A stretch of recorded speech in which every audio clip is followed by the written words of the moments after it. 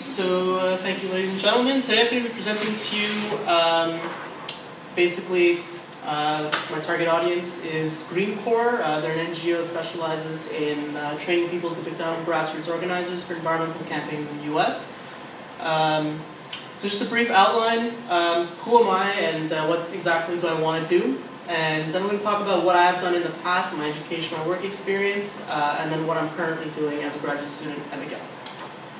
So basically I think of myself as a passionate life form, mostly driven, sometimes a little confused, and I'm always hungry. My life so far has been defined by two major events. 2004 is when I first started doing scientific competitions in high school, and that's where I first started getting scientific research and renewable energy.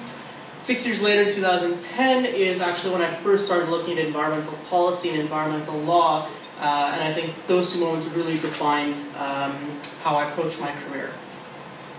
So just a brief overview of where I've been so far. I was born in Montreal, Canada. From 2004 to 2007, I competed in the largest pre-university scientific competition in the world. 4 times I represented Team Canada Intel International Science and Engineering Fair. As a result of my science fair experience in high school, I was allowed to travel to various places for free. In 2004, I went to a science exhibition in Chile. Then in 2006, I was awarded a 1-month scholarship to study at the Weizmann Institute, where I did some organic chemistry work.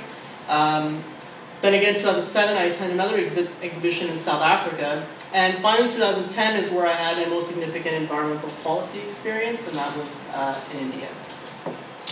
So what do I want to do? Green Corps, as I said, is an NGO. They train people to become grassroots environmental organizers. The job is a paid fellowship for 1 year. It trains you in community-level organizing. They send you off on 3 to 5 environmental policy campaigns, and you basically are on your own, and you have to try and achieve reform and build capacity in communities to change their environmental policies for the better. The requirements are, of course, leadership skills, because they are training you to become a leader. You need a strong academic background in environmental issues.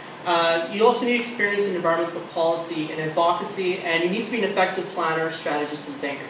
For me, what this means is basically you need to be able to bridge the gap between science, so the environmental realities, and policy, how to make those realities in communities. So what have I done so far? I completed my honors deck in Pure and Applied at Marianopolis College, where I was also president of the Student Ambassador Group, Silver Key, and I was awarded the Science Research Award upon graduation. Right after that, I went to McGill and I completed my Bachelor's of Engineering Chemical Engineering, where I did a minor in environment, and I took mostly environmental policy courses. I was also the Engineering Undergraduate Society rep for U1, and I was a member of the debating union for 2 years. So my science experience, I have 8 years experience in microbial fuel cells and wastewater treatment. I've been doing this research here at McGill since I was 14. I was managed to get 2 publications from that, including a US patent where I discovered a method of producing electricity using magnetic bacteria. I was able to represent Team Canada 6 times during those 8 years, and I worked through undergrad under Dr. Raghavan. See, here's a picture of me in 2004. Since then, I think that was probably the height of my good looks and charm, and it's been a downward spiral since then. In terms of the policy side, 2010, I decided I wanted to explore this idea of environmental policy after a conversation with an environmental activist who questioned whether science could really answer all our environmental problems. So I went to India, and in Bangalore in the south, I worked with Greenpeace India on nuclear regulation. We proposed 11 amendments to India's nuclear liability law because it was not transparent and there wasn't enough accountability. When I left that campaign, 7 out of the 11 were actually passed. Later, I went to New Delhi, the capital of India, where I worked with the Supreme Court of India, and the lawyer's name is MC Mehta. He's a very prominent environmental lawyer there, and what we were trying to do was to prevent the construction of over 300 hydroelectric dams in a seismically active zone where no environmental impact assessment had been done and a lot of laws had been violated. So again, we were successful. All those projects were eventually scrapped, and a 100-kilometer stretch of the Ganges River was declared an eco-sensitive zone by the federal government. Whether or not that's being abided by is a different story, but we were able to achieve that once I left. When I came back to McGill, I decided to stay active in the environmental policy and the advocacy sphere, and so I joined the Smooth Sustainable Case competition. I'm not sure if any of you are aware of that. Basically, it was a competition to design a cafe that was environmentally friendly and student-run. So Fireside was my team, and we actually were awarded the first prize earlier this March.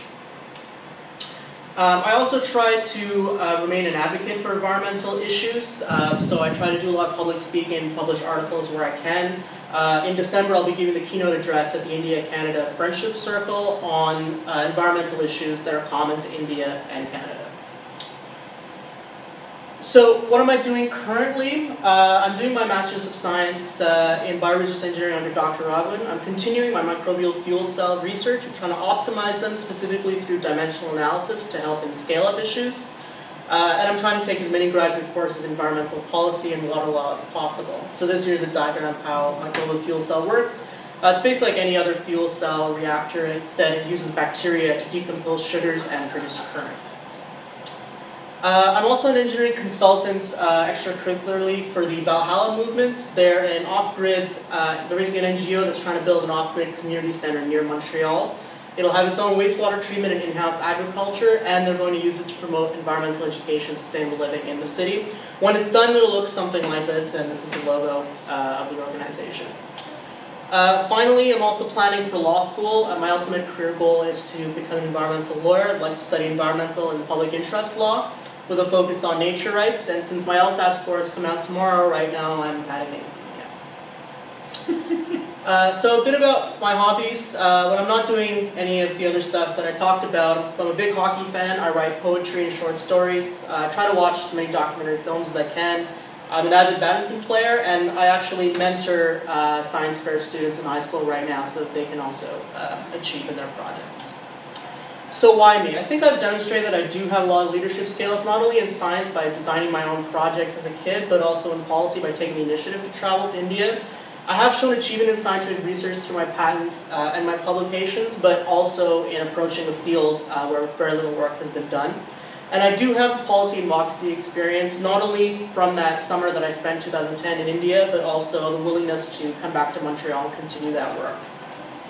But if you're not convinced, I decided to write a really familiar song, but in a different way, and hopefully that'll convince you.